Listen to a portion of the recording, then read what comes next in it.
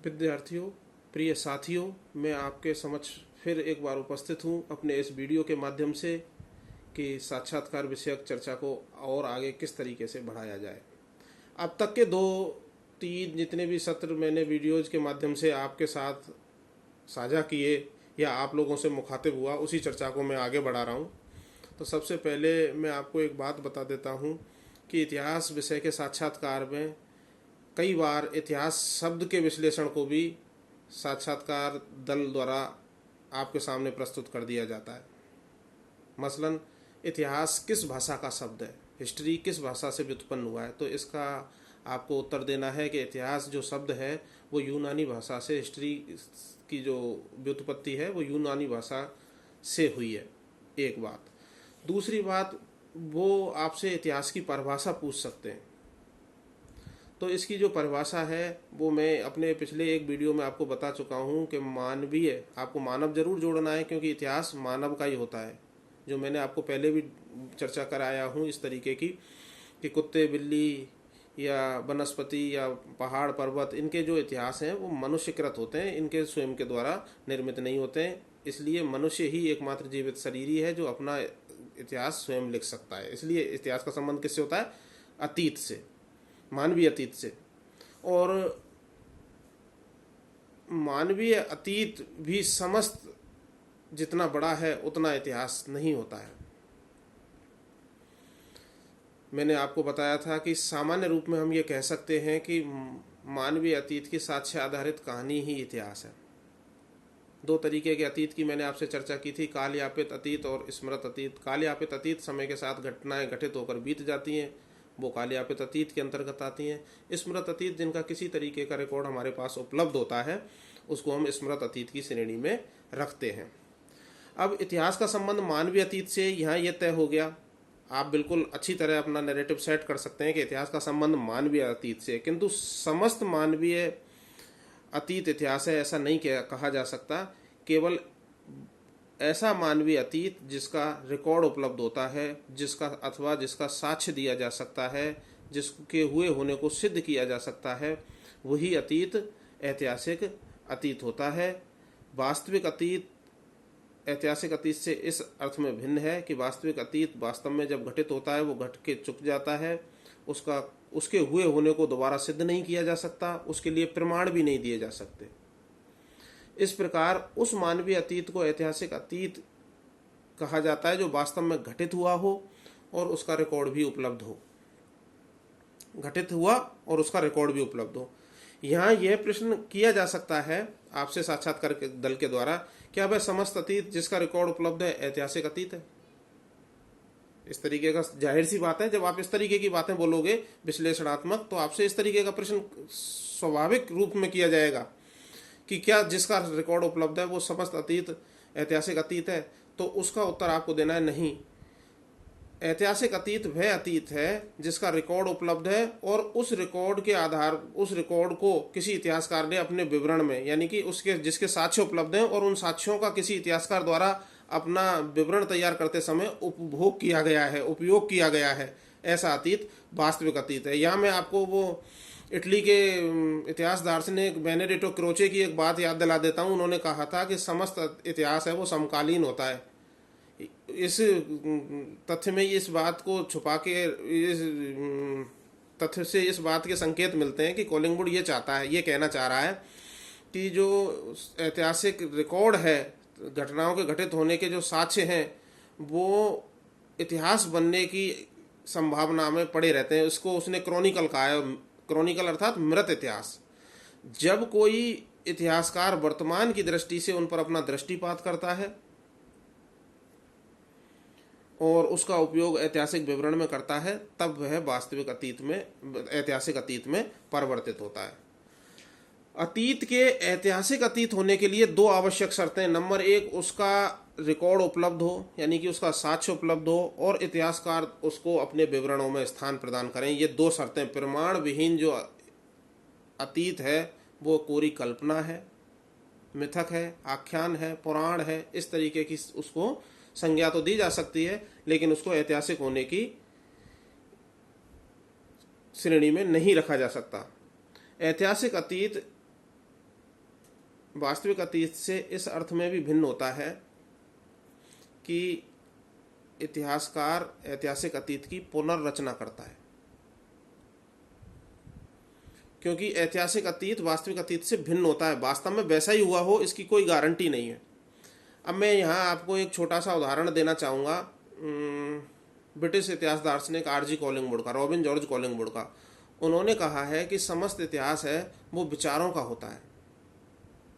अब इसके पक्ष में वो खुद कहते हैं कि विचारों का इतिहास किस प्रकार से होता है।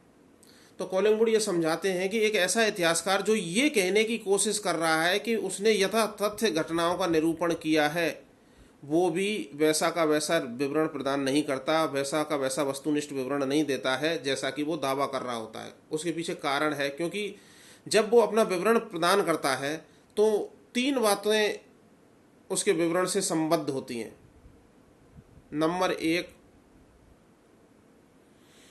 कि किसी घटना विशेष के साक्ष्य के रूप में बहुत सारे तथ्य उपलब्ध होते हैं। किसी घटना के संबंध में बहुत सारी ऐसी स्थितियां होती हैं, ऐसे अवशेष होते हैं जो उस घटना के बारे में विवरण देते हैं, यानी एक घटना के बहुत सारे साक्ष्य होते हैं। तब एक इतिहासकार अपनी बात कहने के लिए किन साक्ष्यों का प्रयोग करेगा, यानी कि वह बहुत सारे साक्ष्यों में से भी अपने दृष्टिकोण से साक्ष्यों का चुनाव करता है। मान लीजिए अमुक घटना है कोई ए, उस घटना के 10 साक्ष्य उपलब्ध हैं, उन 10 में से 3 साक्ष्य इतिहासकार कोई अपने विवरण में स्थान देता है 3 साक्ष्यों को, और उसके आधार पर वो करता है अपना विवरण तैयार करता है, अतीत का पुनर्निर्माण या पुनर्रचना करता है।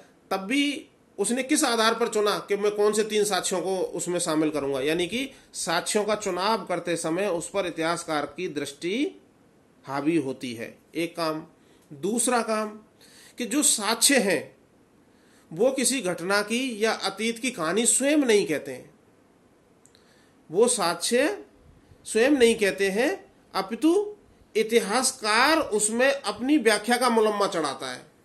पहली बात तो उसने अपने मनपसंद साक्ष्यों का चयन किया, और दूसरी बात वो अतीत की कहानी की पुनर्रचना अपनी देश काल परिस्थिति विचार मंतव्य और उद्देश्यों के आधार पर करता है। 2 काम हो गए, क्योंकि साक्ष्य अपने आप कहानी नहीं कह रहे हैं, उनसे कहानी कौन कहलवा रहा है?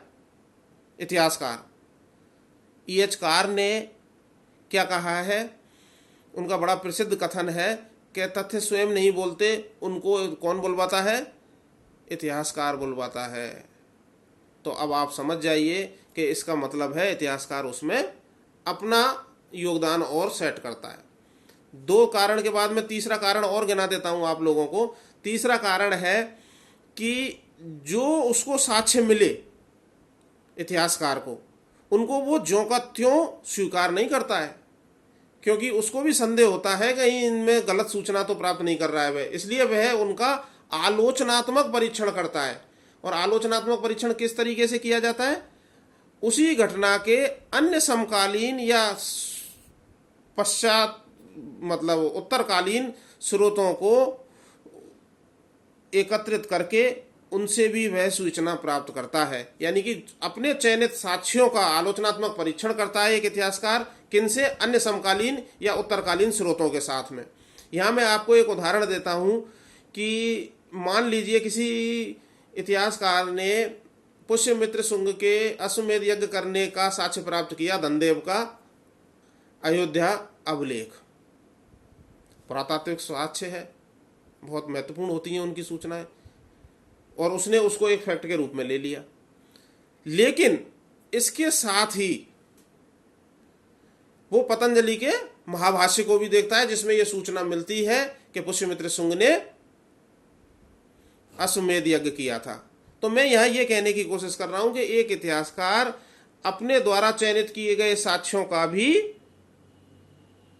क्या करता है? आलोचनात्मक परीक्षण करता है। तो इस अर्थ में इतिहास है वो अतीत से भिन्न होता है। ऐतिहासिक अतीत, इतिहास को हम ऐतिहासिक अतीत कह सकते हैं। तो ऐतिहासिक अतीत वास्तविक अतीत से इस अर्थ में भी भिन्न होता है कि उसके साक्ष्य भी उपलब्ध हैं, फिर भी वो वास्तव में जैसा हुआ था वैसा कह रहा है या नहीं कह रहा है, इस बात की हमें पुष्टि करने के लिए अन्यंत्र जो आख्यान है, अन्यंत्र जो नैरेटिव्स हैं, कथानक हैं, उनकी तरफ जाना ही होता है और उनका आलोचनात्मक परीक्षण करके और हम वो सूचना निकालने का कोशिश करते हैं एक इतिहासकार के रूप में, जो कि वास्तविक जो घटना में सम्मिलित लोग थे जो छुपाना चाहते थे, उस सूचना को भी निकालने का प्रयास किया जाता है। तो कुल मिलकर के ऐतिहासिक अतीत ऐसा अतीत होता है जिसका रिकॉर्ड उपलब्ध होता है और उस रिकॉर्ड को किसी इतिहासकार द्वारा अपने विवरण में स्थान भी दिया जाता है। समस्त अतीत इतिहास के अंतर्गत नहीं आता है, मनुष्य का समस्त अतीत इतिहास के अंतर्गत नहीं आता है, आपको ध्यान रखना है। इतिहास मनुष्य का होता है, साक्ष्याधारित कहानी है, लेकिन मनुष्य का समस्त अतीत ऐतिहासिक अतीत नहीं है। मनुष्य का वही अतीत ऐतिहासिक अतीत है जो कि जिसके की साक्ष्य उपलब्ध है और इतिहासकार द्वारा अपने विवरण में उनको स्थान दिया गया है। जब आपसे साक्षात्कार दल के सदस्य के द्वारा ये सवाल पूछा जाए, ये प्रश्न किया जाए, तो जिसके साक्ष्य उपलब्ध है, तब वो क्या वास्तव में वैसा ही अतीत होता है? वो अतीत तो वास्तविक अतीत होता है। यानी कि वो कहेगा आपसे कि चलिए मान लीजिए कि समस्त अतीत वास्तविक अतीत नहीं है, ऐतिहासिक अतीत जो है वो जितना है अपने पास जिसका रिकॉर्ड, क्या वो वास्तविक है? तब उसका उत्तर भी आपको देना है कि वो भी वास्तविक नहीं है और उसकी भी वस्तुनिष्ठता बाधित रहती है। क्यों रहती है? कॉलिंग वुड ने की ये उदाहरण आप दे सकते हो कि उसने कहा समस्त इतिहास विचारों का इतिहास होता है और विचारों का इतिहास किस तरीके से होता है वो बताता है कि एक ऐसा इतिहासकार जो कि ये कहने की कोशिश कर रहा है कि वो यथातथ विवरण दे रहा है, वह भी सबसे पहले तो अपने विचारों को वहां प्रविष्ट करा देता है कि वो किन तथ्यों का चयन करेगा। दूसरा, वो तथ्य जो कहानी कह रहे हैं वो अपने आप नहीं कहते, उनको वो इतिहासकार ही कहलवाता है। और तीसरी बात, वो अपने द्वारा चयनित तथ्यों का भी आलोचनात्मक परीक्षण करता है। तो साथियों, आपको बिल्कुल आत्मविश्वास के साथ ये बात बोलनी है, कोई दिक्कत की बात नहीं है। इतिहास का अर्थ बिल्कुल आप अच्छी तरह से समझाएंगे तो दल एकदम खुश हो जाएगा, साक्षात्कार लेने वाला भी। और मैं आपको एक और चलते चलते बात बता देता हूं, कई बार भारत के नाम को लेकर भी साक्षात्कार दल सवाल कर लेता है। जैसे कि सबसे पहले इंडिया जो शब्द है उसको किसने व्यवहृत किया, यानी कि इंडिया शब्द का उपयोग भारत के लिए सबसे पहले किन लोगों ने किया था, किन के द्वारा किया गया था? तो टू बी फ्रैंक आपको उत्तर देना है कि फारसी लोगों के द्वारा सबसे पहले भारत के लिए इंडिया शब्द प्रयोग में लिया गया था। और आगे की चर्चा मैं आपसे और आगे करता रहूंगा, इसीलिए अगले वीडियो का इंतजार कीजिए।